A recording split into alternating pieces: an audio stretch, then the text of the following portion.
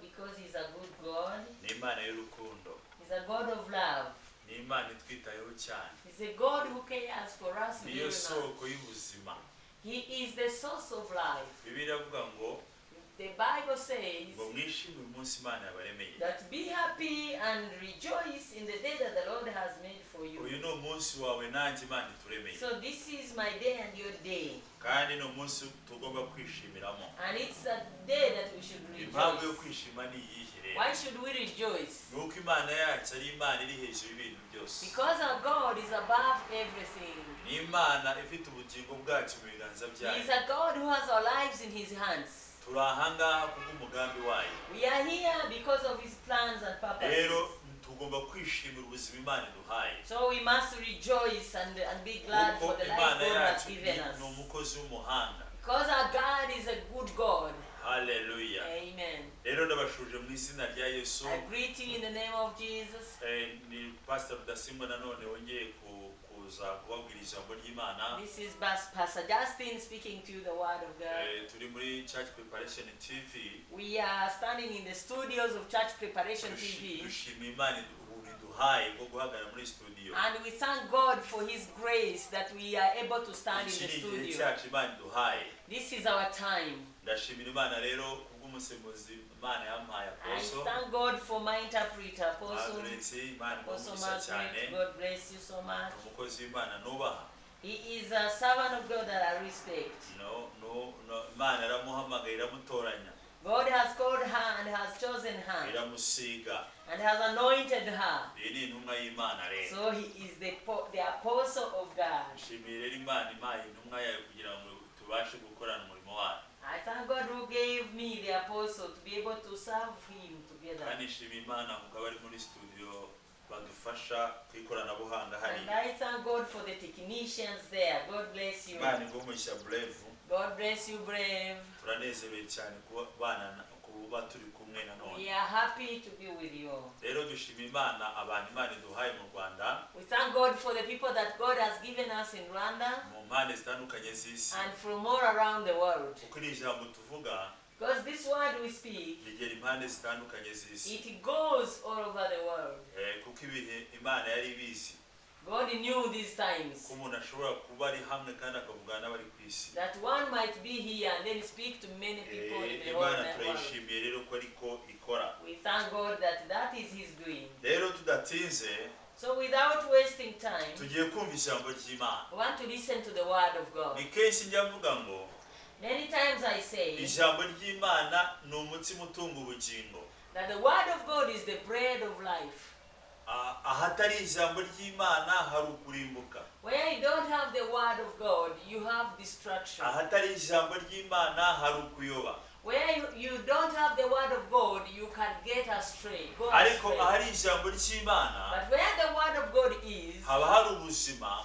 There is life. Haba hari icyerekezo. There is a direction. Hallelujah. Amen. Rero dukeneye ijambo ry'Imana mu buzima bwacu bwa buri munsi. So we need the word of God in our daily lives. Rero mwene data uri mu Rwanda uri ahantu hatandukanye muri iyi si. So my brother, my sister who is around in Rwanda or around the world. Ndashaka ngukumbuze ko ukeneye ijambo ry'Imana mu buzima bwawe. I want to remind you that you need the word of God in these times. Ukubyuka ukeneye icyayi, ukeneye amazi, ukeneye kwambara, n'ijambo ry'Imana urarikeneye. As you wake up needing tea, needing water, needing clothes, needing what you need the word. Ndashaka muhamagare rero kugira ngo ujye wiga kumva ijambo ry'Imana mu buzima bwawe bwa buri munsi. I invite you to come and always listen and learn the word of God. Ijambo ry'Imana ni imbaraga.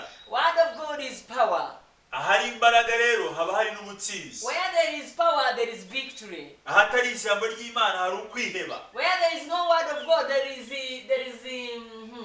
there is sorrow. Ahari ijambo ry'Imana hari Mwuka Wera. Where the word of God is, there is the Holy Spirit. Rero umutima unyotewe ijambo ry'Imana. So the heart that longs for the word of God. Uhora ushaka ijambo ry'Imana uko bwije uko bukeye. The heart that searches the word of God day and night.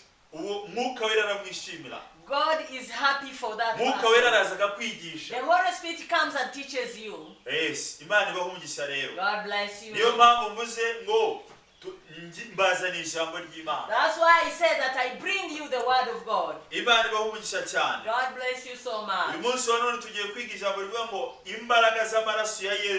Today we are going to learn the word saying the power of the blood of Jesus. The power of the blood of Jesus. We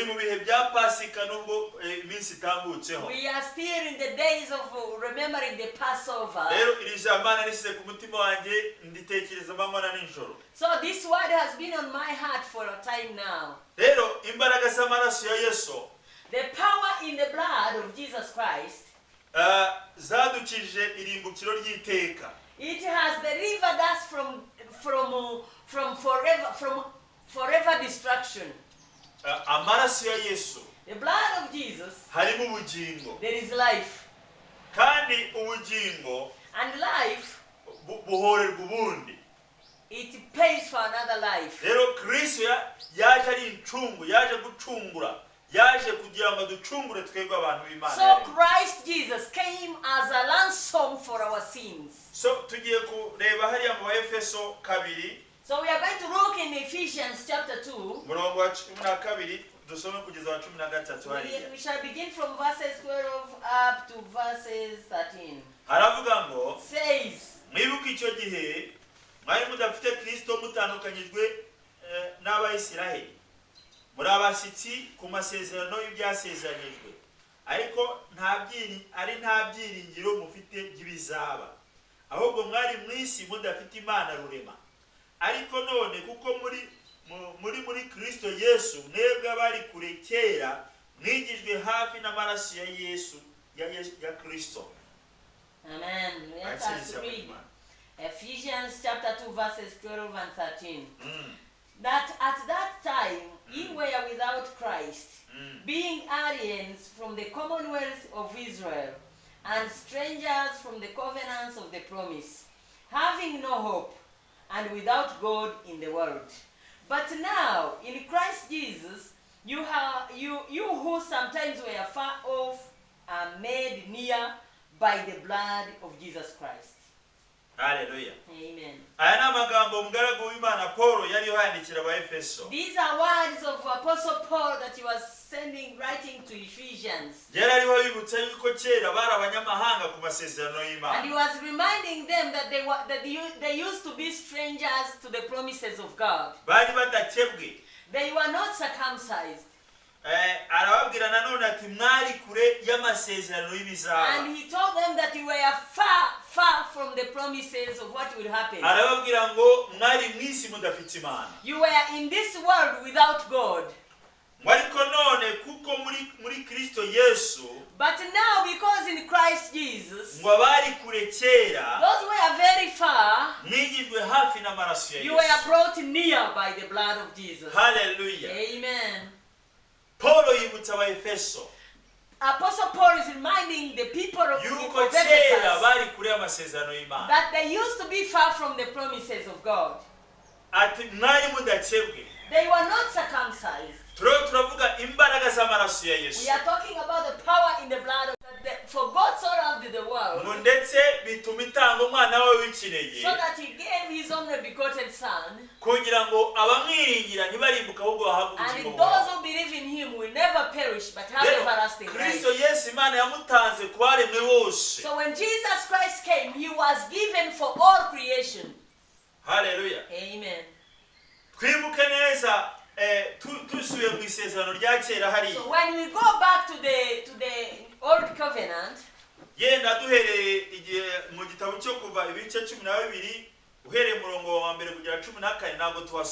when we start maybe in Exodus chapter 12 verses 1 up to 14, you can read it by yourself. Hallelujah. Amen.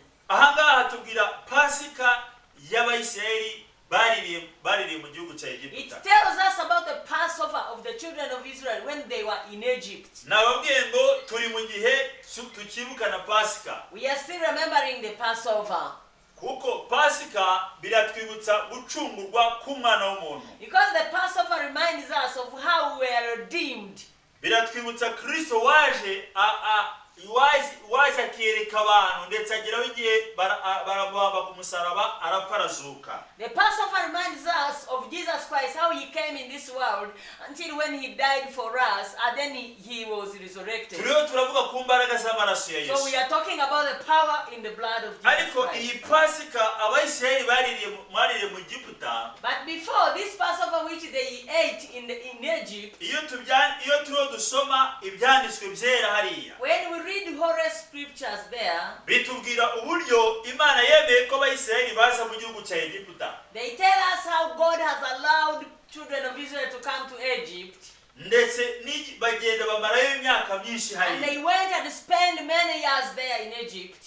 Igihe kimwe rero bamaze gukoresha iby'uburetwa, After some time they started using them in captivity. Imana yibuka isezerano. And God remembered his promises to Ndashaka kubwira Abraham. mwene data Imana ijya yibuka isezerano. Let me tell you, brother, sister, God remembers promises. Ntabwo Imana ijya yibagirwa. God does not forget. Icyo yasezeranyije no kugisohoza iragisohoza. What he has promised, he will fulfill it. Aba bayisiraheli bagiye baba muri icyo gihugu cy'amahanga. These children, descendants of Abraham, went and lived in Egypt for 430 years. Bagiriraho ibibazo bikomeye. And he had many problems. Ariko kuko Imana ari ijambo yari bavuzeho, But because there was a word that God spoke on them, irababwira ngo mwitegurire umwana w'intama. and he told them, now prepare the lamb. Ati imiryango yose, buri muryango wose bafata umwana w'intama cyangwa w'ihene nk'uko bangana.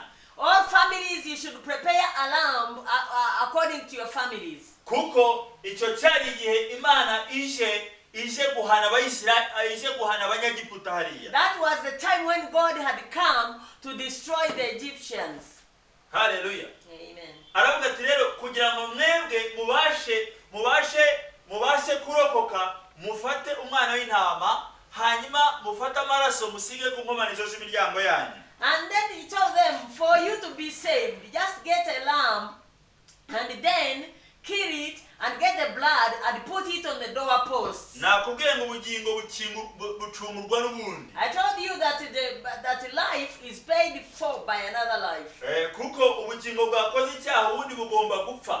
Because the Bible says that the life that the soul that sins shall die. Ariko kuko Imana ari umunyembabazi, And our God is merciful. kandi dufite urukundo rwinshi, And he has great love for us. ntabwo Imana yishimira kurimbuka kw'abana He b'abantu. doesn't like when people are destroyed. Yarabwiye ati rero Israeli mwitegurire umwana w'intama And then hariya, he told the children of Israel to prepare the lamb there. kuko iri joro haraza gucaho marayika murimbuzi, Because tonight the angel of death will come. kandi arinjira kwa buri rugo muri icyo gihugu, aricyo umwana w'imfura ndetse n'uburiza bw'amatungo.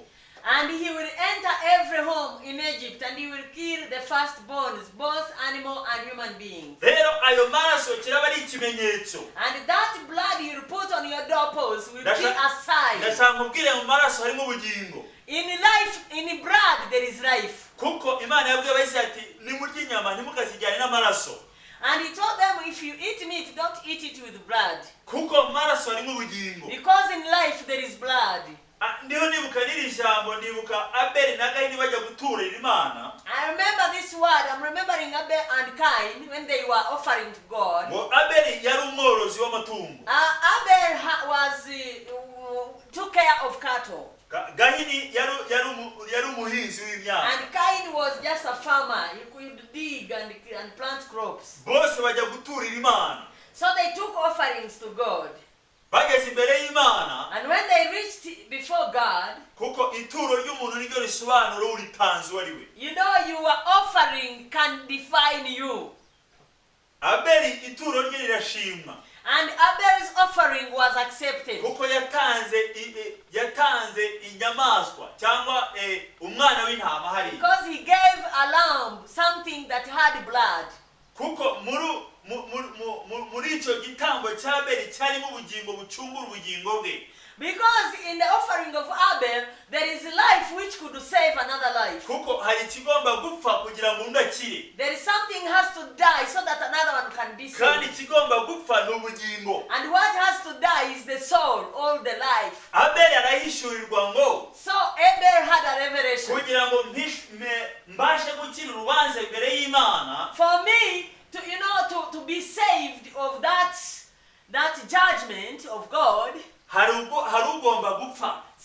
has to die. kandi icyo gupfa nuko aba ari ituro ryemewe imbere y'Imana. And something that has to die has to be an offering that is accepted by God. Ituro rya Abeli riremerwa, so the offering of Abel was accepted kandi rirashimwa and was loved. ariko kuko Gahini we yatanze bitari mu bugingo, But because Cain offered what didn't have life, ntabwo ituro rye ryemewe. his offering was not accepted. Haleluya. Amen. Aho ngaho ndahatambutse Gahini yaje kugira ishyari mwene murumuna we, ndetse ageraho ntamwica. As I stopped that, I wanted us to think about it. Cain had jealousy upon his brother and then he killed him. Rero igihe Abayisiraheli bamaze kubwira ngo mufate umwana w'intama, so when the children of Israel took the lamb ngo musiga amaraso ku nkomanizo and z'imiryango, they put blood on their doorposts, kandi iyo nyama bayirye nk'uko imiryango yabo ingana, and then they should eat that meat according to their families, kandi bakwete inkweto zabo barare bahagaze bari maso, and to put on their shoes and they hold their rods and stand still the whole night. iryo joro rero marayika murimbuzi yaje koko. So that night the angel of death came. Hamaze kuza agenda yica abana b'imfura n'uburiza bw'amatungo mu gihugu cyose. He went around killing the firstborns, both animal and people in the whole of Egypt. Ariko ku mazu yari ariho ikimenyetso cy'amaraso, But all those houses that had a sign of the blood of Jesus, kuko hari incungu yari yatanzwe there was a ransom for them. kugira ngo Abayisiraheli bacungurwe, For Israel to be saved, kugira ngo barindwe umujinya w'Imana. for them to be protected from the wrath of God. Hari uwapfuye mu cyimbo cyabo. Somebody died for them. Imiryango y'Abayisiraheli ikira muri iryo joro. All the families of Israel were saved that night. Ndetse mu gitondo Farao igihugu cyose cyacuze umuborogo kuko buri rugo rwari rwapfushije. And in the morning, all the families in Egypt, they were crying bitterly because every home lost somebody. And that's when King Pharaoh said, okay, Israel, just go and leave us alone because the problems you are causing us are too many.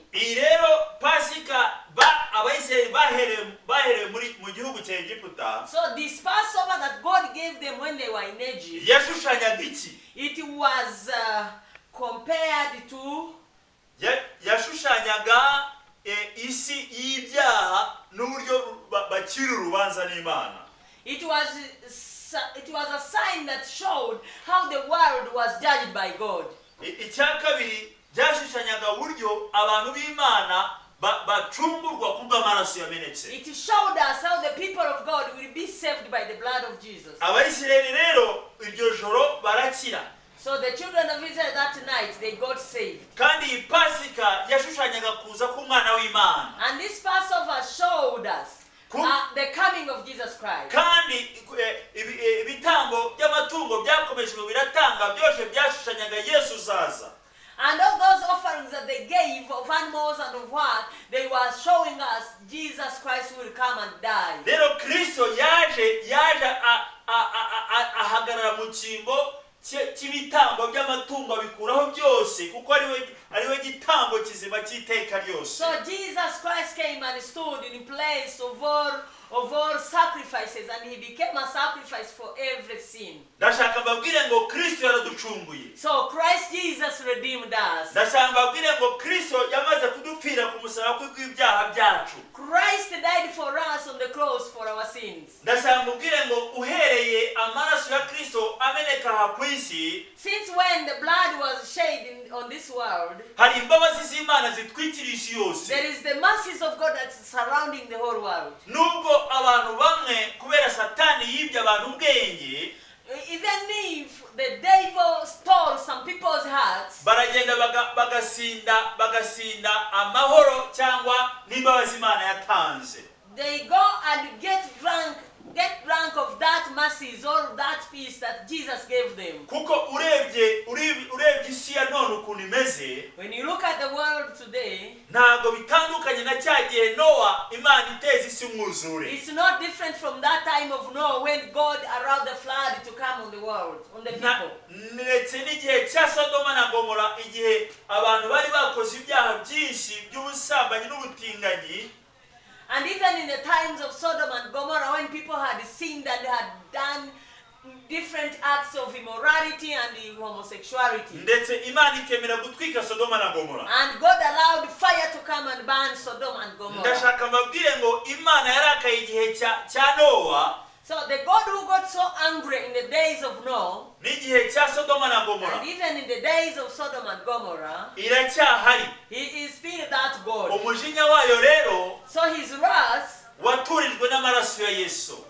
okay, his wrath was calmed by the Kuko blood of amaraso ya Jesus. Yesu atwikiriye abantu bose. Because the blood of Jesus is covering all the people. Ariko nse kukwibutsa mwene I data, want to remind you, my sister, my brother. Paulo abwiye aba Efeso The Apostle Paul says to the Ephesians, ati mwibuke icyo gihe mwari mudafite Kristo mutandukanyijwe n'Abayisiraheli. remember those days you didn't have Christ, you didn't have, ngo mwarabashyitsi, you were strangers, mwarabashyitsi ku masezerano y'Imana. you were aliens to the promise. Rero nse kukwibutsa mwene So data, I want to remind you, my brother, my wari sister, umushyitsi ku masezerano you y'Imana. were an alien to the promise of God. Kuko Abayisiraheli Imana yari yabahamagaye koko God had called the children of Israel, yes, kugira ngo ribe ishyanga ryera ry'Imana, so they would be a holy nation, a nation of God, kugira ngo abatuye isi bose bamenye Imana biciye kuri bo. and all the people that will know God through the children of Israel. Haleluya. Amen. Turiho turavuga ku mbaraga z'amaraso ya We are Yesu. talking about the blood of Jesus Christ. Ariho Paul yandikiye aba ba Efeso. That's when Paul wrote to the Ephesians. Mwibuke. Remember. Je kwibutsa abaturiye iki gihugu, mwibuke. I want to remind Rwandans, remember. Ndiho ndibutsa abari ku isi hose, mwibuke. I am reminding those in the whole world, remember. Kuko Kristo wabambwe yatanzwe nk'incungu y'ubugingo bw'abari ku isi bose. Because Jesus Christ was crucified, he was given as a ransom for all lives in this world. Ntabwo ari iby'idini, ntabwo ari iby'imihango. This is not for religion, this is not for Ukuri practices. kuzuye. This is the truth, the full truth. Reka rero nkwinginge mwene data, So let me invite you, my brother, my iki ni sister. igihe cyawe kugira ngo usobanukirwe amaraso yamenetse ku musaraba w'umwana w'Imana. This is your time that you understand the blood of Jesus Christ that was shed on the cross at Calvary for you. Kuko twari kure y'Imana, We were far away from God. twari kure We y'amasezerano, were far away from the premises of God. twari kure y'ibizaba. We were far away from what will happen in the end times. Kuko Imana yiteguriye umwanya wo gutuzamo abayubaha n'abayikorera. Because God had prepared a place for those who honor Him and obey Him and trust Him. Rero ugomba gusobanukirwa amaraso yakumenekeye ku So you musaraba. have to understand the blood of Jesus Christ that was shed for you on the cross. Birababaje cyane kumva ngo Kristo yagiye ku musaraba kubera ibyaha by'abari ku isi. It's a pity that Christ died for the sins of those in the world. Kandi abari ku isi bakaba bagikomeje kubumbatira ibyaha no kubituramo no kubikora. And then those in the world are still loving and liking sin. They want to stay in it, they want to do it and to act in it. Ndashaka mwibutse ngo Imana yicaye ku ntebe y'imbabazi. So I want to remind you, God is sitting on His mercy seat now. Itegereje abantu bose ko bakwihana. He's waiting for all people to repent. Itegereje buri muntu wese ko bisobanukirwa. He's waiting for everyone to understand what is going Niyo on. mpamvu turiho tuvuga ubutumwa bwiza. And that's why we are speaking the gospel of Jesus Turiho turavuga Christ. ubutumwa bwiza bugere ku bw'abaremwe bose. We speak this gospel so that can reach all the people that were created. Ndashimira Imana ko ari nyarukundo. I thank God because He's a God of love. Ndashimira Imana ko ari ifitiye imbabazi abari ku I isi. thank God because God is merciful to Ndashimira all. Imana ko ibyo yibwira ari byiza ku buzima And I bw'abaremye. thank God very much because what He thinks is good to those He created. Rero ndashaka nkwibutse ngo amaraso ya Yesu akamaro kayo. So I'm reminding you about the blood of Jesus Christ. Nukugira ngo dukure mu irimbukira tuzane mu bugingo bw'iteka. The use of the blood of Jesus Christ is to take us from destruction and take us to eternal life. Ariho Paulo yavuga ngo kera mwari kure. That's where Apostle Paul said that you were far away from the promises of Ariko God. none muri Kristo Yesu mwebwe abari kure kera. And he says now you are in Christ Jesus, you who were far away from, ngo mwigijwe hafi n'amaraso ya and you Yesu. were brought near by the blood of Jesus Christ. Mwigijwe hafi n'amaraso ya We Yesu. were brought nearer by the blood of Jesus Mwigijwe hafi Christ. n'amaraso ya We Yesu. were brought nearer by the blood of Jesus Christ. Amaraso ya Yesu harimo imbaraga z'Imana.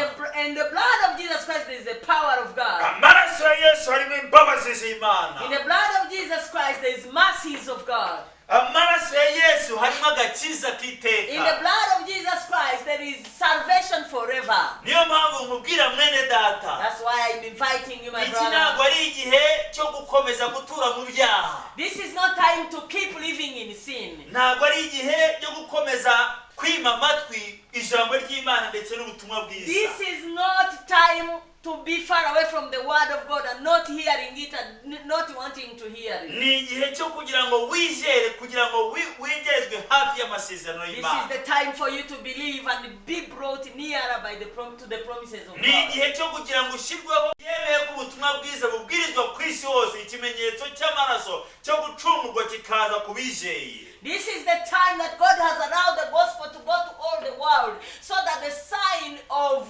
redemption will be upon all who will believe.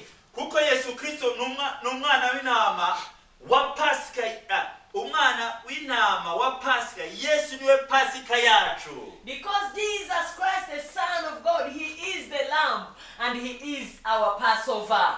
Niwe Pasika y'abaremwe n'Imana. He is the Passover of all who are created by God.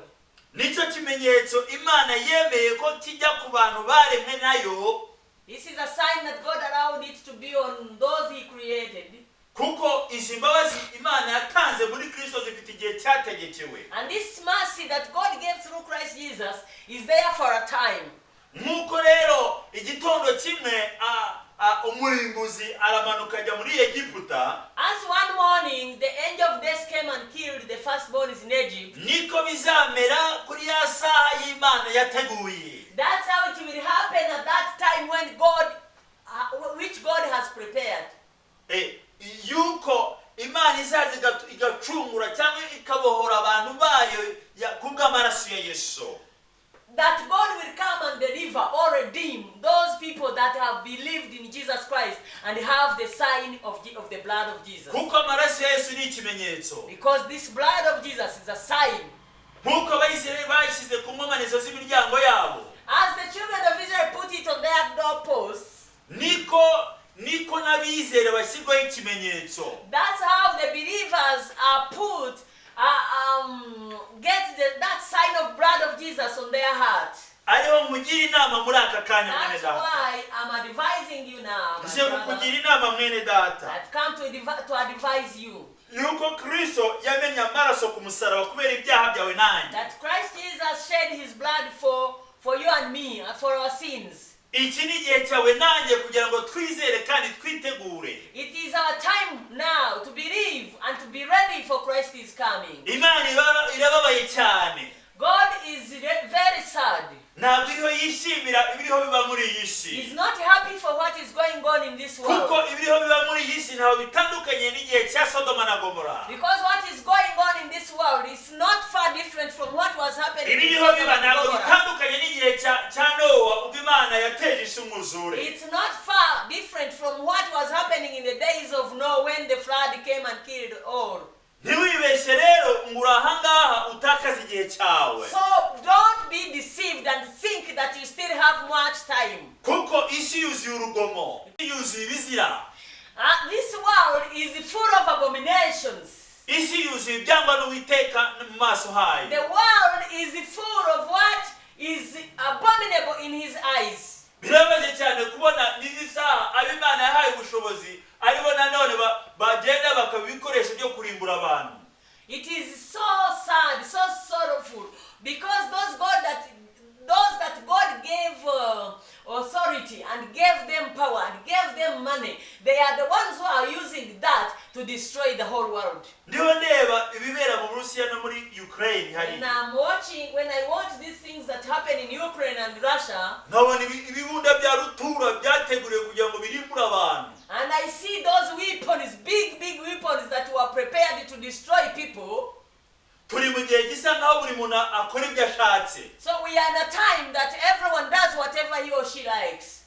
Kuko iyo urebye ibintu biriho bikoreka, When you see what is going on, ushobora kwibwira uti isi ntigira nyirayo. you can ask yourself, that is there anyone responsible for this world? Hariko ko tubona Putin azamutse hejuru ariho akora biriya. Now we see Putin rising up and doing whatever. Now who has created this world, this earth? Where is he? Ninde murengezi wabariho bapfa muri Ukraine? Who is going to help those who are dying during that war in Ukraine? Ninde murengezi wabari abagore n'abana barira amanywa na nijoro? Who will help those women and children? Ninde murengezi w'abantu bariho bapfa hirya no hino ku isi? Who is going to help all those people that are dying in this world? Wowe nanjye dushobora kwibaza. You and me, we can ask ourselves. Ndakujangubwire ngo ntabwo Imana icecetse, irabizi byose. Let me tell you this, God is not quiet. He knows it all. Imana yatanze umwana wayo ndetse yemera ko apfa kumusabira kubera ibyaha by'abari ku isi. He gave his only begotten son and he allowed him to die for the sins of the people in this world. Imbabazi ziratwikiriye ahantu hose. So the mercies of God are covering everywhere. Abantu bahawe amahirwe yo kugira ngo babashe kumva kandi babashe guhitamo. People have given chances to be able to decide on who to believe. Rero Paulo yibutsa aba Efeso. So Paul is reminding the Ephesians, muri kure y'amasezerano. you were far away from the promises of God. Atariko mu bungu mwigijwe hafi n'amaraso ya Yesu. But you are brought very near by the Ndashaka blood. babwire ngo amaraso ya Yesu arongera akatwegereza Imana. So the blood of Jesus brings us nearer to God. Amaraso ya Yesu arongera akatwinjiza mu mugambi w'Imana. The blood of Jesus Christ enters us in the plans and purposes of God. Hallelujah. Amen. Amaraso ya Yesu niyo yonyine nicyo gitambo kizima Imana yemeye. The blood of Jesus is the only sacrifice that God has allowed and accepted. Reka dusome hariya mu Baheburayo 9 umurongo wa 22. Let us read in Hebrews chapter 9 verses 22. Haravuga ngo kuko ukurikije amategeko ibintu hafi ya byose byezwa n'amaraso, ngo kandi amaraso atavuye ntihabaho kubabarirwa ibyaha. It says in verse 22, Hebrews 9, that, and almost all things are by the law purged with blood, and without shedding of blood is no remission. Hallelujah. Amen. Ngo kuko ukurikije amategeko ibintu hafi ya byose byezwa n'amaraso. According to the law, almost everything is purged by the blood. Iyo twibutse ihema ry'ibonaniro, when we remember the tabernacle of God, hariho ahera n'ahera cyane. There was the holy place and the holy of holies. Nta muntu winjiraga ahera atabanje kwezwa n'amaraso. No one could go to the holy place unless he is first cleansed. Kuko iyo yinjiraga atejejwe yarapfaga. When he entered without being cleansed, he could die. Kugira ngo abashe kujya gukora umurimo w'ubutambyi, so for those priests who were going to the holy of holies, hagombaga gupfa ubugingo. A life should die first. Yatambaga umwana w'intama kugira ngo abe impongano y'ibyaha bye. Maybe they could sacrifice the lamb or the goat or the what, so that it can be the ransom for the sins of that person. Paulo yandikira abaheburayo aravuga ngo amaraso atavuye nta habaho kubabarirwa ibyaha. And that's where Apostle Paul also was writing to the Hebrews that without the shedding of blood, there would be no remission of sin.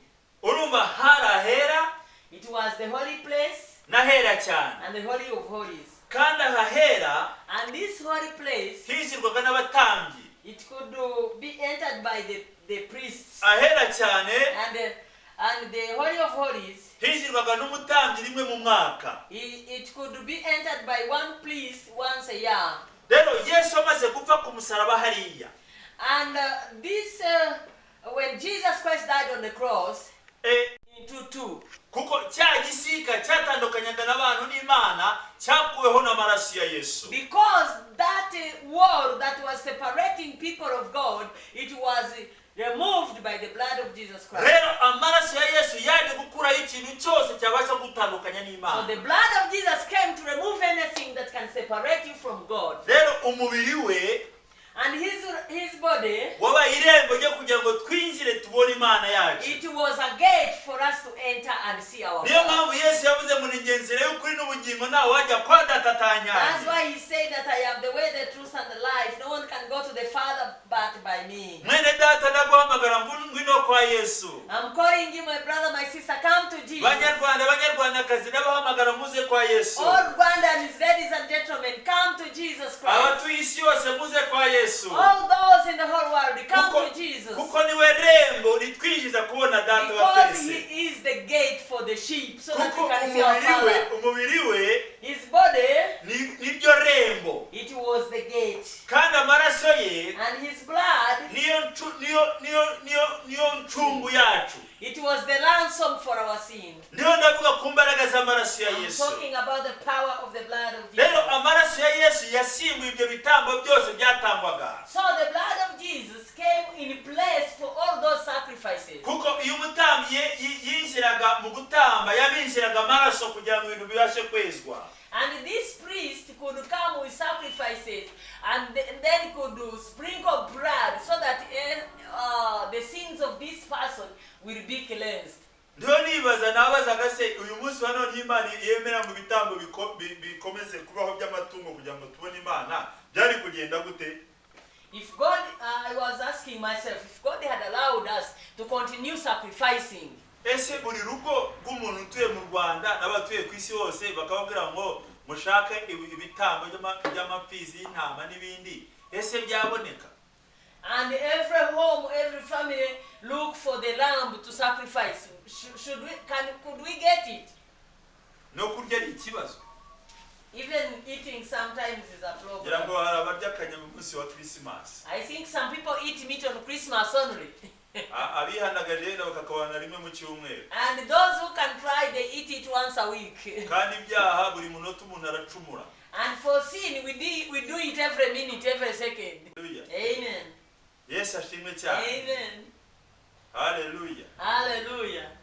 ndashaka kubwire ngo ntacyo wakora kugira ngo kibashe kugucungura wowe. So I cannot say, you cannot do anything that can nanjye uhagaze ahangaha ntacyo nakora kugira ngo mbashe gucungurwa. even me that is standing here, I cannot do anything to redeem my life. ariko ndashima Yesu Kristo umwana But w'Imana I thank Jesus Christ, the Son of God, wikoreye ibyaha byanjye akabijyana ku who musaraba. carried all my sins and took them to the cross. uyu munsi wa none nkaba ndi umwana And w'Imana. now I am a child of God. kuko ibyanditswe byayo birambwira Because the Holy Scriptures tell ngo me abamwemeye bose that those who believed in Him yabahaye ububasha bwo kwitwa abana gave b'Imana. them power to become ngo si sons of abavutse ku God. bushake bw'umugabo n'umugore, Sons of God who are not born by the will of a man and woman, ahubwo bavutse ku bushake bw'Imana. they were born because of the will of God. rero mwene data nshuti y'Imana, So my brother, friend of God, niyo ndasenga kugira ngo umwuka wera w'Imana praying that the Holy Ghost of God amfashe nawe agufashe will help me and help you duhishurirwe amaraso yamenetse ku musaraba y'umwana we w'Imana. get the real revelation about the blood which was shed at Calvary, ntidukerese amaraso ya Yesu, so that we don't misuse it, ntidukomeze kugendera mu byaha, so that we don't continue living in sin, ntidukomeze kubabaza Imana, and we don't continue hurting God. ahubwo mureke twemere twakirize imbabazi mu izina Let rya us Yesu. accept this mercy, this forgiveness.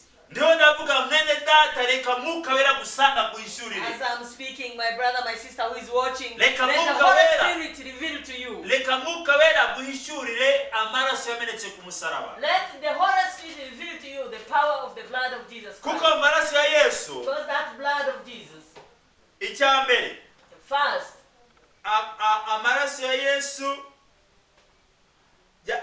yamenetse ku musaraba kugira ngo tubabarwe ibyaha. it was shed on the cross so that we can be forgiven of sins.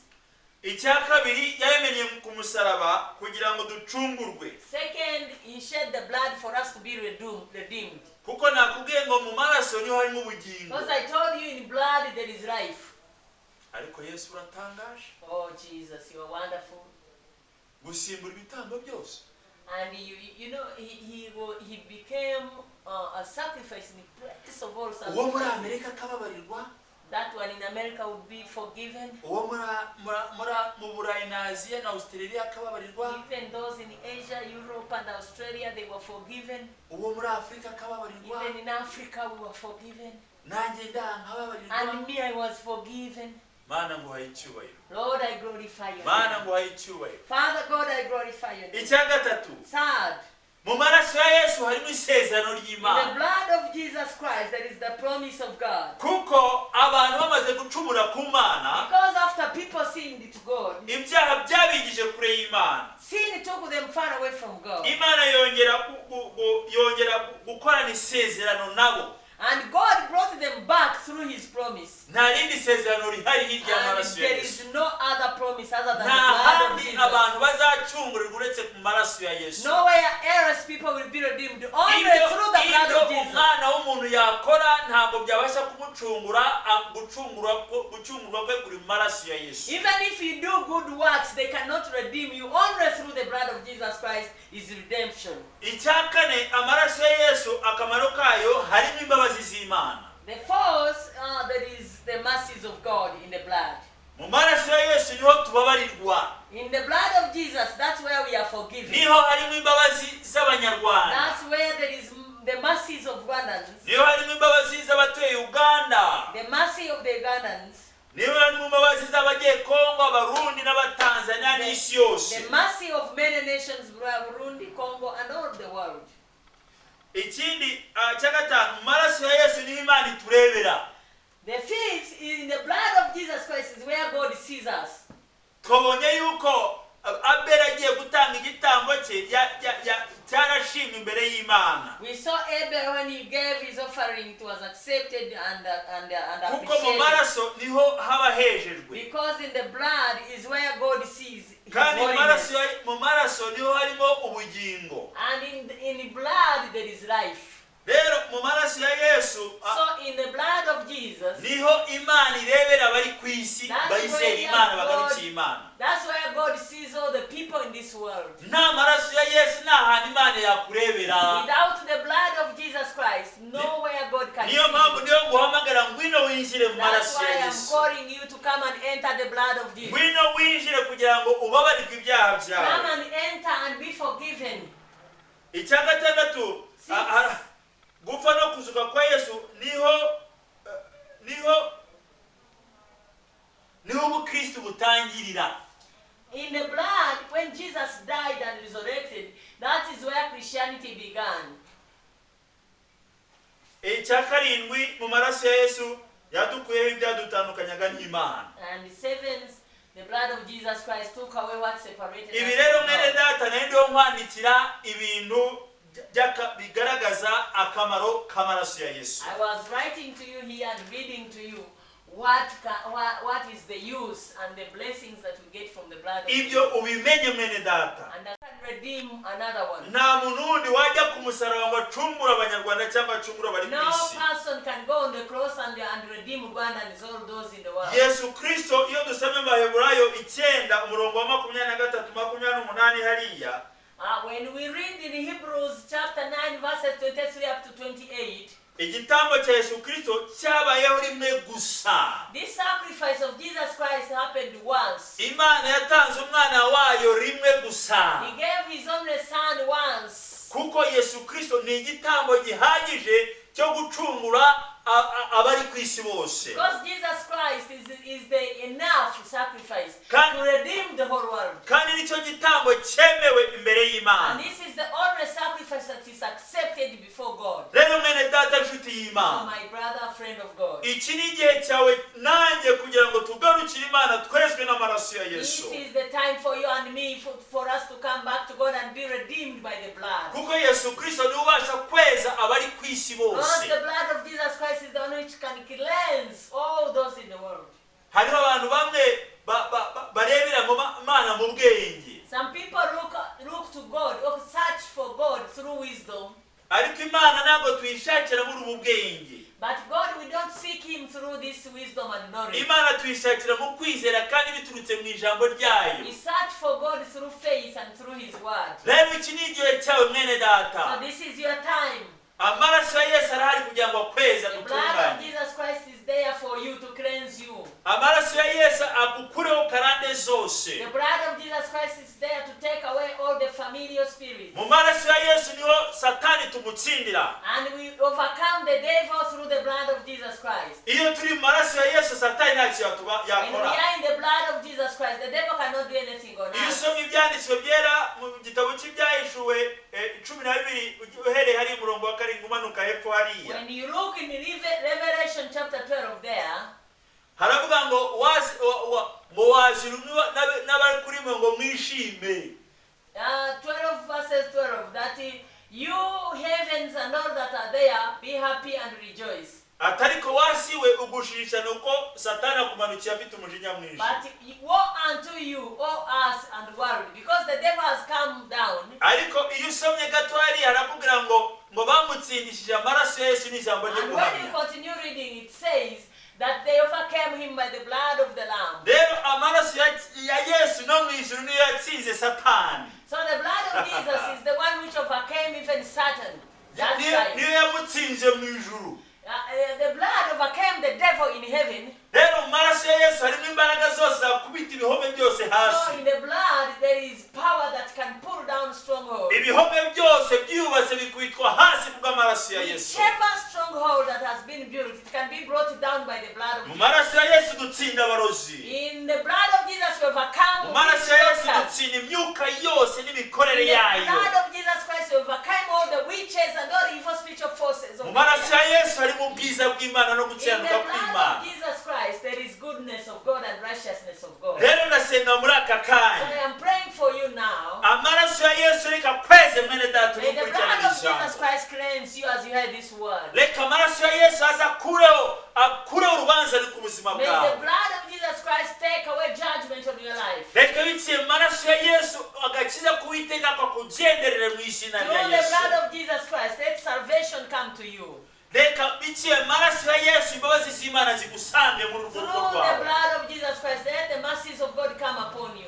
Reka ibyishyiraga hejuru byose hejuru y'ubuzima bwawe bitsindwe n'amaraso ya Yesu. And whatever that has been exalting itself above you, be overcome by the blood of Reka biciye mu maraso ya Yesu kalendari ya Satani iri ku buzima bwawe ikurweho mu izina rya And Yesu. through the blood of Jesus Christ, let all the evil plans of the enemy be destroyed in the name of Jesus. Reka biciye mu maraso ya Yesu ndiho ndasenga kugira ngo Imana ikubakire ubuzima bushya mu izina rya Yesu. Through the blood of Jesus Christ, may God build you a new life. Kuko ijambo ry'Imana rambwira ngo abari muri Kristo Yesu nta teka bazacirwaho. For the word tells me that those in Christ Jesus will never be judged. Reka biciye mu maraso ya Yesu byagukiragaho iteka bikurweho n'amaraso ya Yesu. Through the blood of Jesus Christ, whatever that has been condemning you, be condemned in the name of Jesus. Niyo namahamagara amaraso ya Yesu hejuru y'iki gihugu cy'u So I call Rwanda. upon the blood of Jesus Christ to come upon the whole nation of Rwanda. Reka ibyo Satani yubatse hejuru y'iki gihugu bikurweho n'amaraso ya Yesu. Whatever the devil has built in this nation, be taken away in the name of Jesus.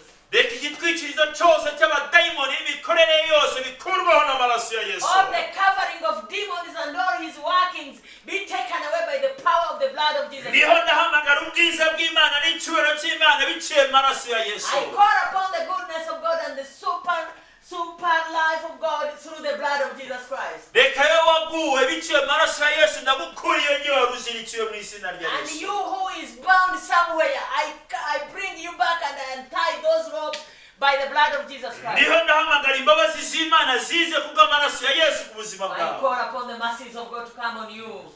Niho ndahamagara ineza y'Imana biciye mu maraso y'umwana w'Imana. I'm calling the goodness of God through the blood. Reka Uwiteka wongere turemere ibihe bishya mu izina May rya God Yesu. create new days and new life. Reka wongere and new turemere beginnings. ishisha mu izina rya God Yesu. create for us new earth.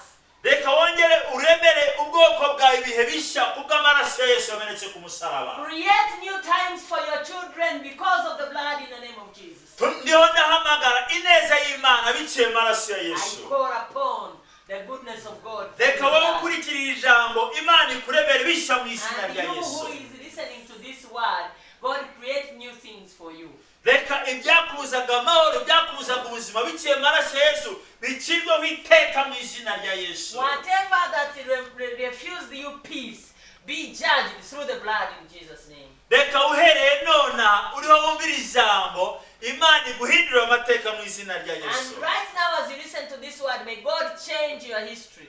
Reka wowe wibazaga ngo biragenda bite Imana ikwiyereke biciye mu maraso ya Yesu. Whoever was asking him or herself what is going to happen next, let you be delivered through the blood. Mana ngo hayicibera ubwo maraso ya Yesu. Father, I glorify your name through Wemeye the blood. kwameneka ku musaraba igorogota. Because you allowed it to be shed on the cross. Kugira ngo twebwe abanyabyaha tubarwe ibyaha For byacu. us sinners to be forgiven. Ndagushima ko watubabariye. Thank you that you forgave us. Ndagushima ko waduhinduye ubwoko bwawe n'ishyanga ryera. Thank you that you made us your people and your holy nation. Y'abami n'abatambyi biciye mu maraso ya Yesu. And priests and priests through the blood. Gushimiye rero ko bw'amaraso ya Yesu yatwigishe hafi bizaba. Thank you for the blood who drew us nearer to the promises. Ndagushimira ko amaraso ya Yesu yakuye igisika cyadutandukanyaga nawe Uwiteka Mana. Thank you because the blood of Jesus took away the curtain that separated us from you. Ndiho ndasengera imitima y'abantu bose bari bakurikiranira ijambo Mana, reka ubagendere ubiyereke. I pray for you who are watching. May God visit you. May God show himself to you. Reka basubiye inyuma bose bagarurwe kubw'aya maraso ya Yesu Those who Kristo. backslid, may you be lifted up and come back to Jesus in the name of Jesus. Reka abarwaye indwara zikire kubw'amaraso ya Kristo yamenetse ku Those who musaraba. are sick, be healed through the blood.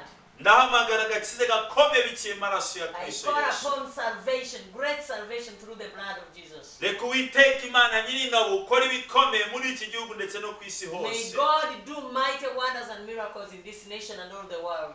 Mana ngushimiye kubwira ijambo. I thank you for this word, Lord. Ndizera Mana yanjye ko umwuka wera ahari kugira ngo akomeze kwigisha iri jambo. I believe without doubt that the Holy Spirit will continue to Reka teach umwuka your wera people. akomeze gusobanura ijambo, asobanura ubwoko That bwawe. the Holy Spirit continue to reveal to your people and interpret the word. Ko niwe gikwiriye wenyine mu izina rya Glory be Yesu. to you, Lord. Mana ngo icyubahiro mu izina rya Yesu. Glory be to you, Lord, in the name of Jesus. Haleluya, mwakira ijambo ry'Imana bene data. Receive the word of God. Twariho dusobanura ijambo ry'Imana imbaraga z'amaraso ya Yesu. We are talking about the blood of Jesus Christ. Reka rero iri jambo rikomeze rikubake kandi riguhindura May this amateka. word continue to build you up Imana iguhe umugisha. and change your history. God bless you. Shalom shalom. Shalom.